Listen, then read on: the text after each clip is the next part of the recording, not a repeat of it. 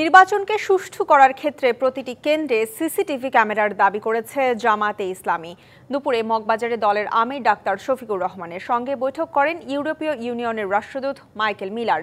বৈঠক শেষে ব্রিফিংয়ে জামাতের নায়েবে আমির ডাক্তার সৈয়দ আবদুল্লাহ মোহাম্মদ তাহের জানান, ইউরোপীয় ইউনিয়ন ও জামাতের কাজের ক্ষেত্রে সহযোগিতামূলক আলোচনা হয়েছে। সংখ্যালঘু ও নারীদের বিষয়ে জামাতের ভূমিকায় ইউরোপীয় ইউনিয়ন সন্তুষ্ট বলে দাবি করেন তিনি।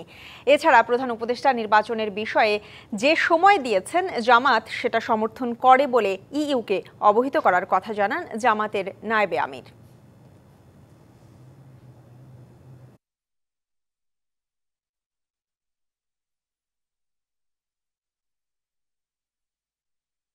বাংলাদেশের হাইয়েস্ট গার্মেন্টস এক্সপোর্ট হয় ইউরোপের ভিতরে।